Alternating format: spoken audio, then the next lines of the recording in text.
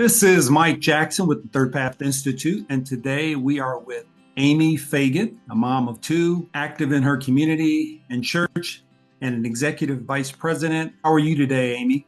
I am great, Mike. Thanks for having me. Awesome. How were you introduced to ThirdPath, and what made you want to get more involved? About 10 years ago, my manager introduced me to ThirdPath. So she got me integrated into an OMG group, just kind of explore what work-life balance really meant. I was a younger mom. I had two younger kids. It was a great experience. And the more I got involved and the more I learned and met other people from all over the country that were different from me, but still struggling with the same things, it made me feel like I kind of wasn't on an island alone trying to figure all of this out. I've been fortunate enough to stay involved with the group over the last 10 years and have participated in various groups and have recently started serving on the board. And I'm very passionate about ThirdPath. It's a wonderful organization. Over the course of your career, what lessons have you learned about work-life balance that you can share with us today? You hear work-life balance and I want to achieve work-life balance. And it sounds like it's this one thing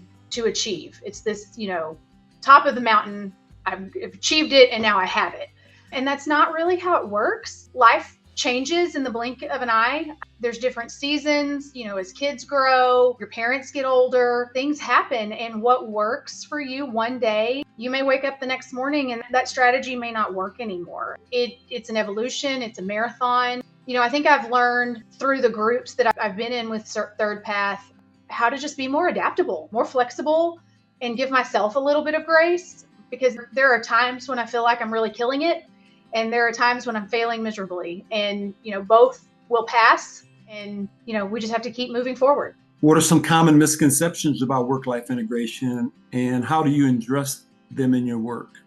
The same I was saying before about there's not like a one size fits all answer. So as a manager, it would be really easy for me to say, we're going to have 2 work from home days a week, and then you're going to be in the office 3 days. Well, that may not work for a couple of people on my team because they're also at different stages of life, different seasons, and taking the extra time to work with my employees one-on-one, giving them the freedom to be their own individuals, have a much happier, higher functioning team when we operate that way, as opposed to a more rigid method. It just works better if you can meet people where they're at.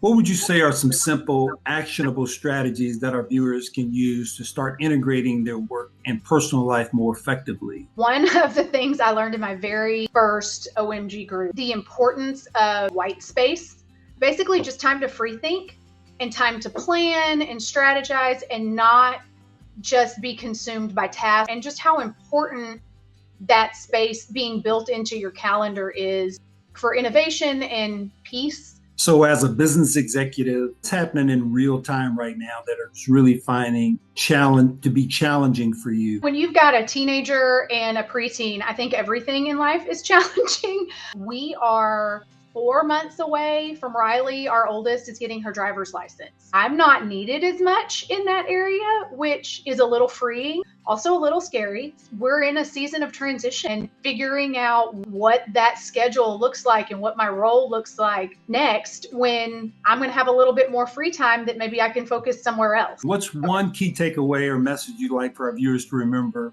from our conversation today about work-life integration? I think the world of ThirdPath and of Jessica. I would say just the flexibility that whatever answer you have today and you find today for you or for your employees, you've got to be willing to make that a constant evolution. Being willing to try new things, to have brave conversations, that's really the key to making it successful. And honestly, just giving yourself some grace, because there are going to be days that you kill it and then there are going to be days that you don't.